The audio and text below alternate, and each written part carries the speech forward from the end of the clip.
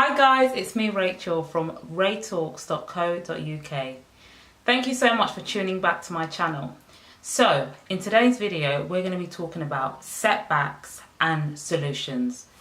If you've been following my channel, you might have come to the realization that I've had a couple of setbacks over the course of the 7 years I've been natural.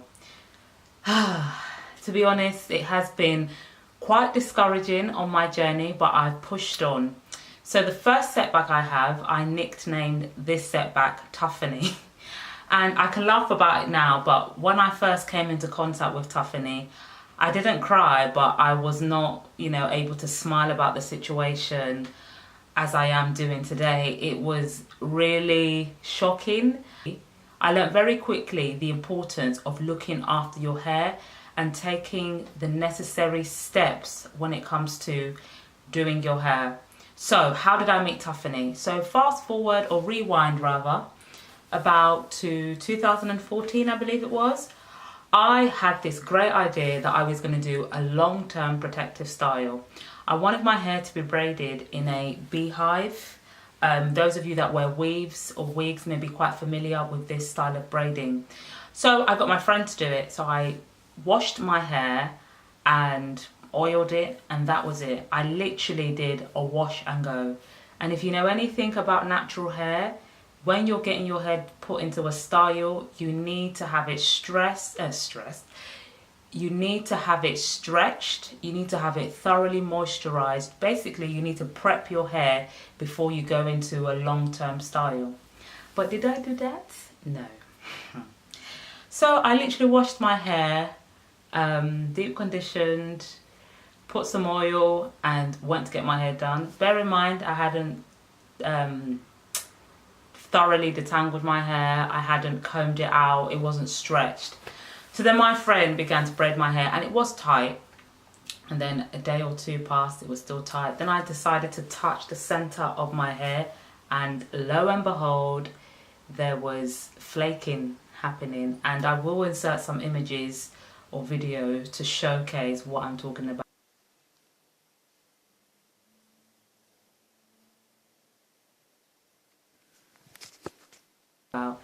Then I decided to take out my hair after a week, and when I took out my hair, wow, that section was absolutely horrible. I've never seen anything like that in my life, and that is how I met Tuffany.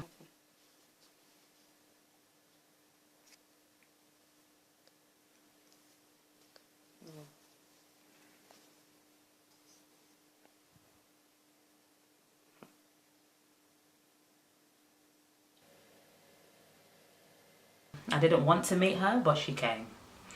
So, solutions. What I did is left it alone. I left that area alone. I avoided putting anything wet around that area. So when I was washing my hair, I usually do this. I washed in sections and avoided that region just to avoid any infection or more damage or pain. Yeah. I also then began to gradually apply some oil. Do you know what? I think I did this sooner than later, and I was advised by my mother to just leave that area so it can dry and heal naturally, and that is what I did. But man, I wanted my hair to grow back quickly, so I had to get my castor oil out and would apply it to that area of my hair. So when Tuffany had healed a little bit, I would apply castor oil, I would wash as normal, and when I would apply castor oil, I literally would take my applicator bottle and squeeze it into that section. And fast forward, Tuffany is now no more. Well, yeah, she's no more with us. Well, I say well because that area of my hair, there is still like a bump that I feel. Let me see if she's... Oh, apparently not. Yeah, it's here. There's like you can, like, if you, yeah, there's still like some scarring there. It's not, I'm just feeling my hair now and it's actually not that, I can't really feel it, but there was a time, like last year, 2 years ago, when I would touch the area of my hair, I would still feel, I'm still reminded about Tuffany and how she came into my life. I didn't want Tuffany here, but she come here. The second setback is my edges. So basically my edges were trying to leave me, and again, it was my fault. I neglected my edges, was doing too much or not enough. And that is an oxymoron. So I would get my edges braided a little bit, ridiculous, you know. You can't really tell here, you cannot tell, but yeah, like just check previous videos, or I will insert an image and you can see the edges. So when did my edges decide to leave me? Yeah, again, a few years ago, doing too much, wearing too many wigs, weaves, and I think the final straw, not weaves, wigs. I stopped weaves ages ago. I think the last time I had a weave was like 2012. So my edges, the final straw I think is when I started to wear headscarves. I used to push my headscarves back, and then this area of my hair will be exposed, and I wouldn't really moisturize it. Basically, I done neglected that part of my hair. Currently, I'm on a journey to look after my entire head.